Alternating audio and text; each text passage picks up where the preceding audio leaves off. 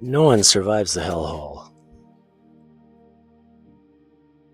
To portray a family's loose relationship with truth, folklore must be confronted, namely, whether to concern themselves nearly 50 years later with their great uncle's disappearance or just forget about it, stop sniffing around the henhouse. Lumber tycoon Barzilla Wallace was swallowed by a geographical oddity, and the family has ever wobbled in indecision to speak of it or be likewise devoured by it.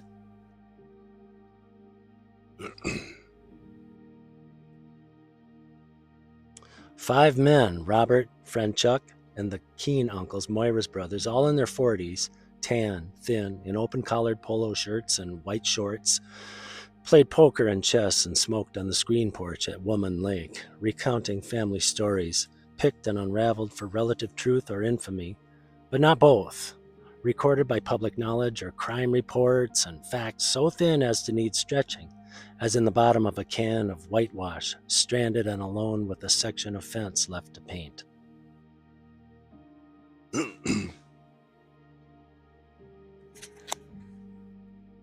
It was late summer 1972.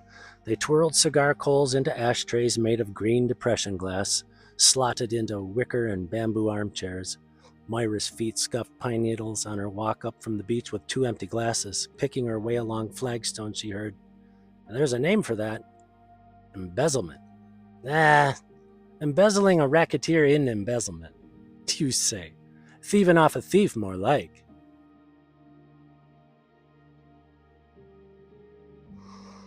Dunking her feet in a dishpan of water at the door, she then clapped the screen door twice and opened it.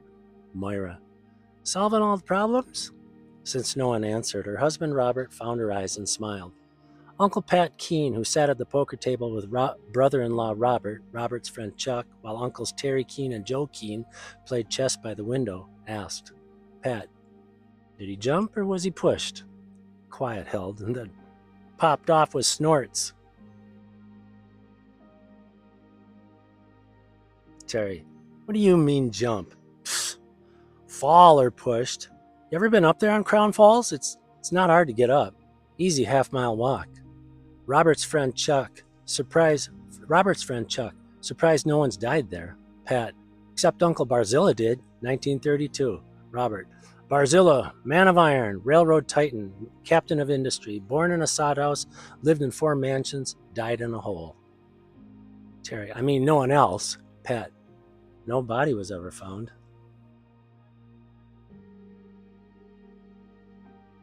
Quiet Uncle Joe. Nothing goes in ever comes out of the hellhole. Does it flow underground? Join back with Crown River in the lake? No? Bye-bye. Clean death. By lake, Joe meant Superior, close to the Canada border. Chatter stops on the porch. Friend Chuck grinning. Keep it low or Kid McCool's boys will wake from the dead and come get us and toss us down there.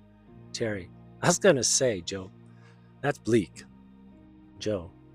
No muss, no fuss. Everyone coughed and laughed.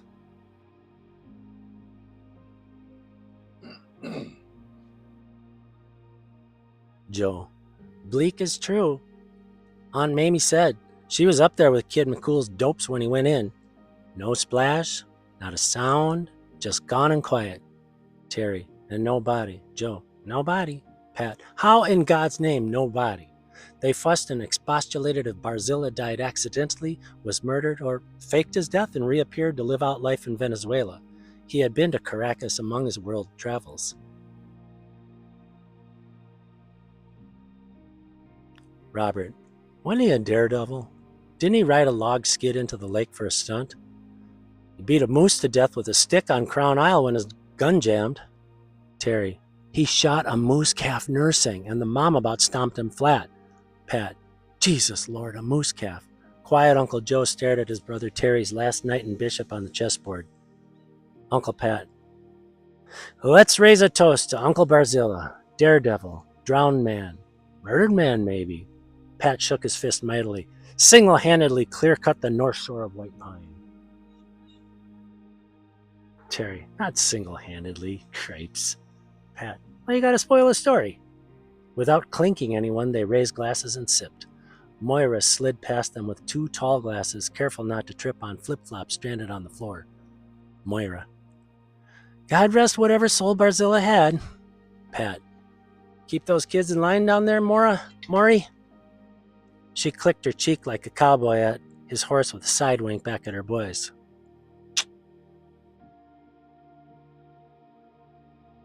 The men mused over the twisting ambiguities of truth about their families, tucked inside fluff, wondering about the numbers of lies, both omission and outright, required to get to this epoch of fog decades later in 1972, where deeds on trash property, even lakeshore now considered priceless after attempted seizure by an Irish mob, provide the new crop of children its comforts of fireplaces, indoor toilets, glass and curtain windows, lamps, and plenty of books and comic books.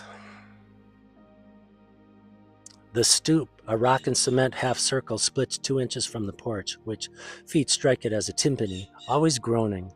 The big waffle iron itself from a mess hall won an honorary spot on a butcher block table in the kitchen after it was taken off wall hooks, and great Aunt Sadie brained a dope burglar from Kid McCool's gang with it in the late 40s. You don't like me, do you? The plywood porch cinder block sagged toward the beach, its sky blue paint peeling from years of sandy feet traffic from the lake to fetch terry towels, followed by the whack of the screen door.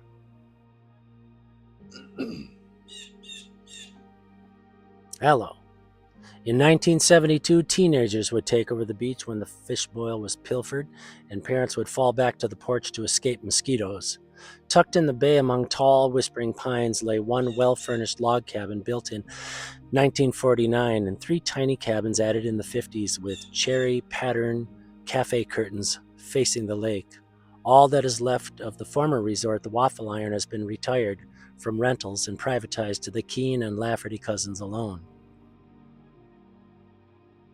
It looks like a once fortified compound as vertical, black-stained round posts dot the perimeter of a few acres of mown and pine needle matted lawns in surprisingly sturdy array, though some of their slats have fallen down.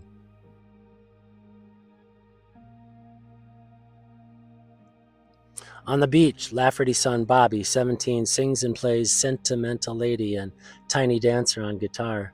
His theatrical sister Breege harmonizes along. A pot of sunfish and bass with onions, carrots, and potatoes hangs steaming over the dying fire, the fish picked out and almost empty, ladle hooked off the edge. Corn in the pit below bakes in tinfoil, and the boys are moaning, but every girl here is a cousin. For teens up north, it's Friday night splendor of the game sardines. Smoke, lemon dripped into fish, and wild yearning.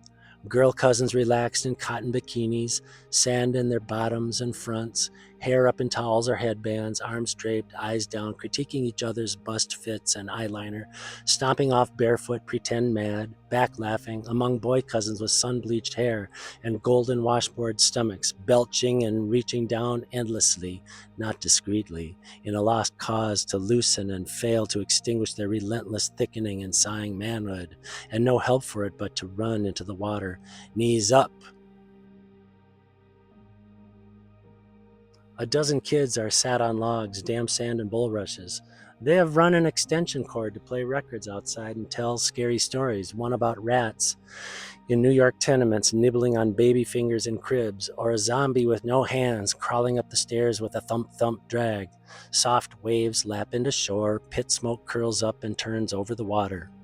Teen Willie eyes his mother returning from the cabin with drinks.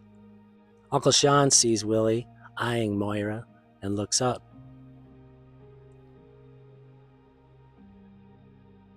Sean, what are they saying?